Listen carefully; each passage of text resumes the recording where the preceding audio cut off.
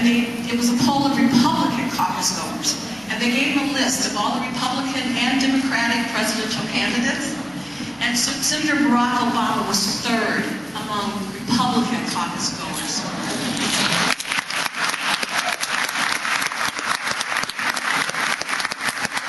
He's the only candidate who has the integrity, the wisdom, the strength, the love of country, the love of humanity to make our hopes a reality. With his guidance and inspiration, we can make our dreams for our country and our dreams for our world come true. Ladies and gentlemen, the next President of the United States, Senator Barack Obama.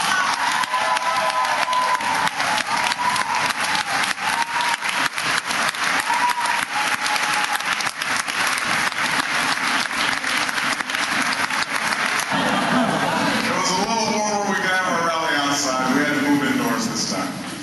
But it is still a beautiful day nevertheless, and I am so grateful for all of you to take the time to be here this morning. So thank you very much. I want to begin by thanking Veronica Butler for the outstanding support and work that she's done on our behalf. Thank you so much, Veronica. Thank you.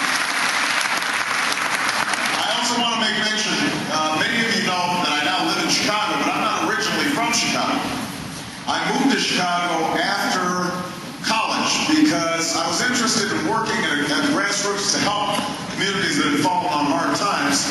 And in Chicago's far south side, steel plants had closed and people had been laid off, and there were a group of churches that had come together to try to see if they could form a community organization to help these neighborhoods. And they gathered some of their money together, and they didn't have a lot, so all they could afford to hire was me. And I drove out to Chicago, didn't know a soul in Chicago, and for the next 3 years I worked as a community organizer, trying to set up job training programs for the unemployed and after-school programs for youth. And it was a wonderful experience, best education I ever had, because it taught me ordinary people can do extraordinary things when they're working together. But I also learned after about 3 weeks that being an organizer means you're underpaid and you're underappreciated. I am now running for president, and I've got all these young people out there who are working for me who are underpaid and underappreciated. And I can't afford to pay them more money, so at least I want to appreciate it. Your Jefferson County organizer is Graham Wilson. There's Graham right there.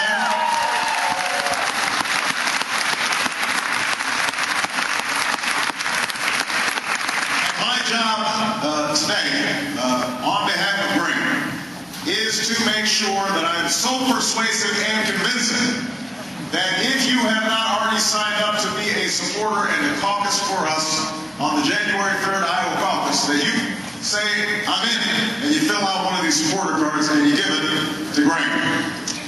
If you are already a supporter, we need precinct captains. We'd love for you to sign up to be a precinct captain. And if you're already a supporter and you're willing to go try to find another 4 people who would be willing to caucus for us, that would be great as well. So help out me, but also help out Graham so he feels like his boss is able to close the deal.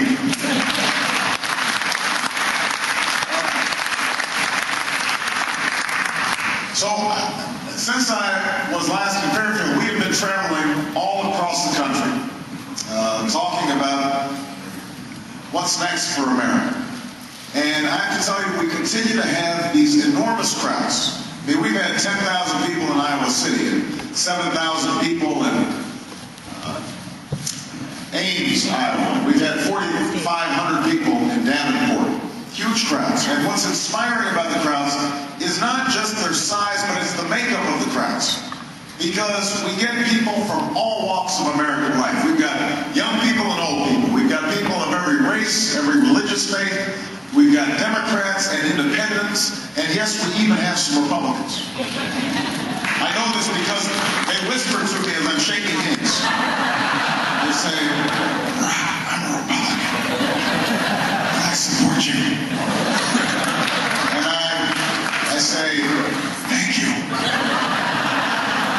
Why are we whispering?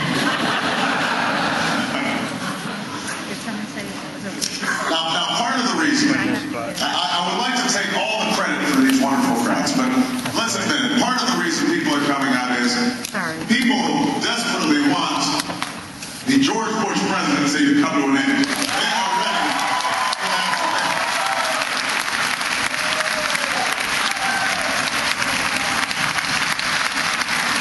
Do I hear some stomping feet?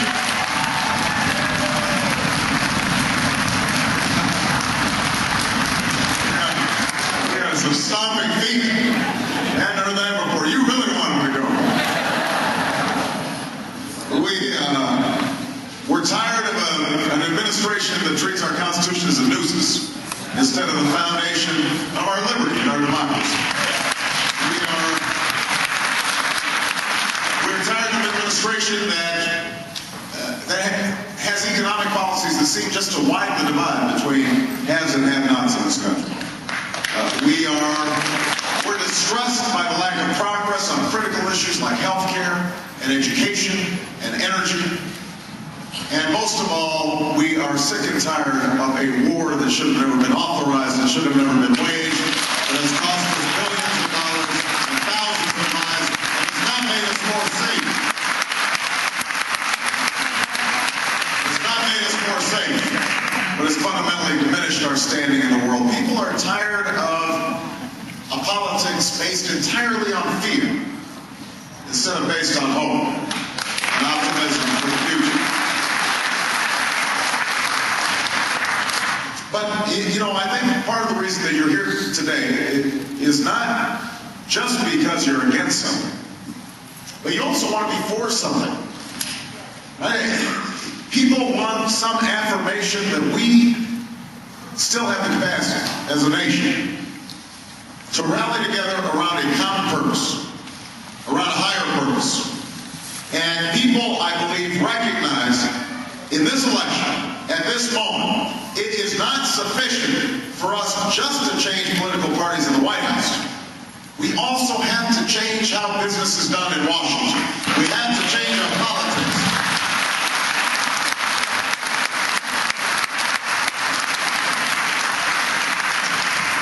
If you have any doubt about that fact, just think about it. We've been talking about healthcare reform for decades now, through Republican and Democratic administrations. And yet year after year, the only thing that happens is more people lack health care coverage. Why is that? Well, part of it is because the insurance companies and the drug companies have spent $1 billion over the last decade blocking reform. And we are deluding ourselves if we think that somehow that will change unless we change our politics. The same is true on energy. We have been talking about changing to renewable energies and achieving energy independence at least since 1973, since the oil crisis then. And yet, year after year, we get the same results. We have every president saying we're going to free ourselves from dependence on foreign oil, and our imports have gone up, pollution gone up, gas prices have gone up, profits for ExxonMobil gone up. Now, it doesn't help when you put my cousin Dick Cheney in charge of energy policy. This is the problem.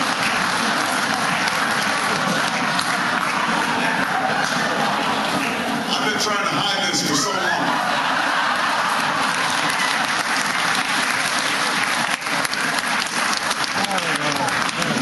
I point out, everybody has a black sheep in the family. Everybody has a crazy apple in the attic.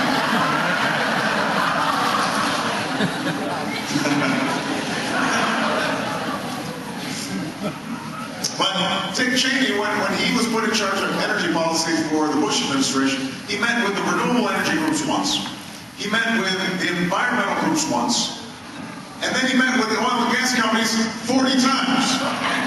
And then, to add insult to injury, if you will recall, he